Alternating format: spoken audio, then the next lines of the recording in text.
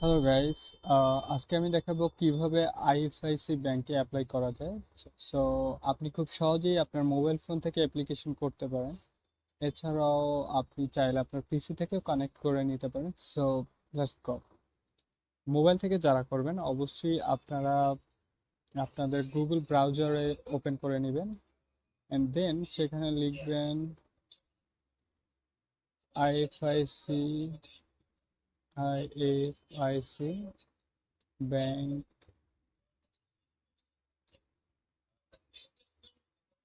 Apply 2020. So then search it. ওকে, ফার্স্টে যে লেখাটা আছে career IFIC bank limited, so এখানে যাবেন, অ্যান্ড দেন এখানে লাস্ট যে রিকোয়ারমেন্ট, অ্যান্ড এখানে লাস্ট যে অ্যাপ্লিকেশন ডেডলাইন আছে 15ই সেপ্টেম্বর। সো এটাতে আমরা অ্যাপ্লাই করে দেখাচ্ছি। ওয়েল, এখানে যে ইনফরমেশন গুলো দেওয়া আছে, নেম, আপনার নাম দিয়ে দিবেন। এখানে ক্লিক করলে অবশ্যই প্রত্যেকটা অপশন চলে আসবে, and then আপনার father's name, date of birth, nationality দেওয়া থাকবে। বাংলাদেশ অলরেডি দেওয়া আছে। রিলিজন ইসলাম, হিন্দু, মুসলিম যেটাই হোক না কেন আপনি সেটা চুজ করবেন। কন্ট্যাক্ট নাম্বার আপনার সচল একটি মোবাইল নাম্বার দিবেন, and then alternate contact number, আপনার যদি দুটি নাম্বার থেকে থাকে সেক্ষেত্রে অ্যানাদার নাম্বার চুজ করতে পারেন। ইমেইলে আপনার মেইল, চুজ ফটো। এটা অফকোর্স খেয়াল করবেন আপনার রেজুলেশন যেন 50 কেবির ভিতরে থাকে, এবং সাথে হচ্ছে dimension 300 = 300। So yeah, weight and height 300 থাকবে।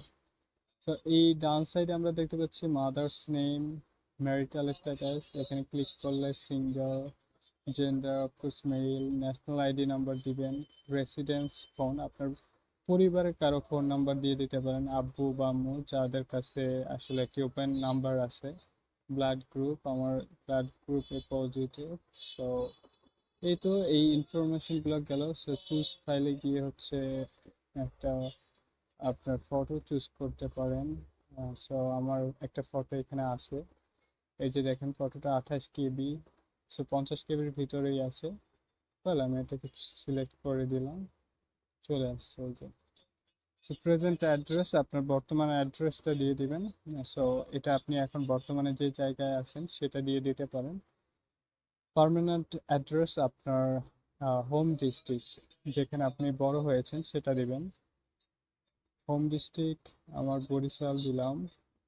সো আপনার একাডেমিক কোয়ালিফিকেশন, সেক্ষেত্রে এখানে সিলেক্ট, প্রথমে হচ্ছে আপনি সেকেন্ডারি স্কুল সার্টিফিকেট সিলেক্ট করবেন, and then higher secondary, and then graduation, so next post graduation, and then আপনার যদি another কোনো ডিগ্রি থাকে, সো এখানে যার যেটা সিলেক্ট করার, দাখিল, ও লেভেল থাকতে পারে, এসএসসি থাকতে পারে। আমার এসএসসি, সো আমি এসএসসি সিলেক্ট করলাম।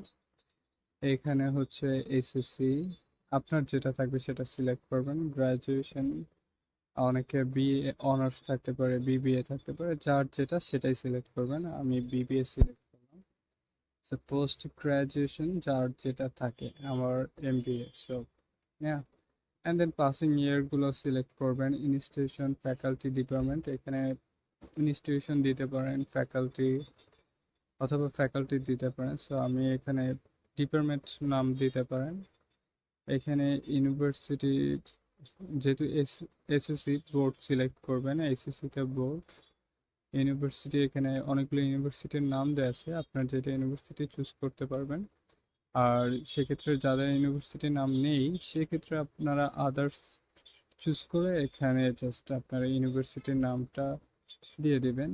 এখানে আপনার ইউনিভার্সিটির নামটা দিয়ে দেবেন। সো এভাবে লিখে দুইটাতেই সাবমিট করে দিবেন, অ্যান্ড রেজাল্ট হচ্ছে সিজিপিএ সিলেক্ট করবেন। সো আউট অফ 4-এ আপনি যত পেয়েছেন, আর যদি আপনি 5 আউট অফ 5 পান, সো এখানে তাহলে 5 সিলেক্ট করবেন।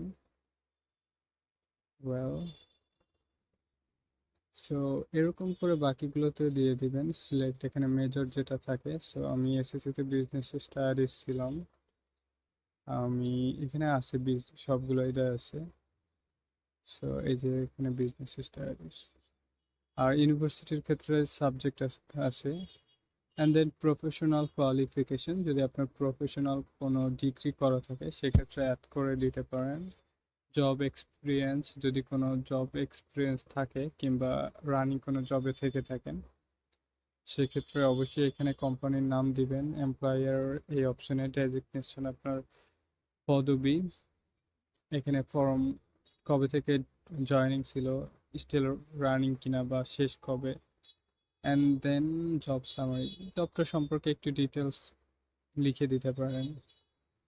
And then proficiency English, reading অবশ্যই excellent, writing yeah high excellent, speaking okay excellent, it's depend on your skill.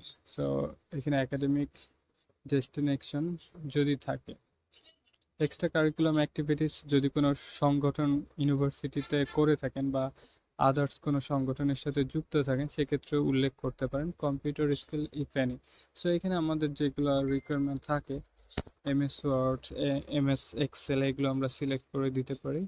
Any other thing you want to disclose if any, আপনি যদি অন্য কিছু add করতে চান সেক্ষেত্রে অ্যাড করতে পারেন। রেফারেন্স, এখানে আপনি আপনার ইউনিভার্সিটির টিচারদেরকে রেফার করতে পারেন, সেক্ষেত্রে আপনি নেম, ইউনিভার্সিটির টিচারের নাম, পজিশন, তার পজিশনটা কি, লেকচারার কিংবা ডিপার্টমেন্টের চেয়ারম্যান, কোম্পানি নেম, সেক্ষেত্রে ইউনিভার্সিটির নাম দিবেন, অ্যাড্রেস, ওনার অ্যাড্রেসটা, কন্ট্যাক্ট নাম্বার, আপনি যাকে রেফার করতেছেন তার কন্ট্যাক্ট নাম্বার, ইমেল, তার ইমেল, রিলেশন, তার সাথে আপনার রিলেশন কি, অফকোর্স সে যদি আপনার টিচার হয় টিচার, মামা, খালা, চাচা, যাই হোক না কেন সেটা দিতে পারেন। And then I hereby declare that information mention above is correct, এখানে ক্লিক করবেন অ্যান্ড দেন সাবমিট। সো সাবমিটের পর কনফার্মেশন একটা মেসেজ আসবে যেখানে আপনার ট্র্যাকিং নাম্বার এবং পাসওয়ার্ড দেওয়া থাকবে এবং আপনার সিভিটা প্রিভিউ করবে, সেটা চাইলে আপনি প্রিন্ট করিয়েও নিতে পারেন।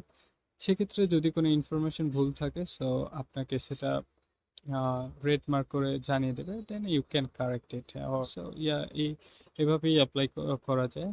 আর যদি আপনি পিসির মাধ্যমে করতে চান মোবাইল দিয়ে, সো সেক্ষেত্রে থ্রি বাটনে ক্লিক করবেন অ্যান্ড আপনার মোবাইলের ভার্সনটা ডেস্কটপ সাইডে নিয়ে যাবেন, ক্লিক করলে ডেস্কটপে আপনাকে কনভার্ট করবে। সো এভাবেই অপশনগুলো আসবে। So yeah, that's it. I hope আপনারা খুব ভালো করে বুঝতে পেরেছেন। যদি কোনো কিছু জানার থাকে কমেন্টে মতামত জানাতে পারেন। Thank you.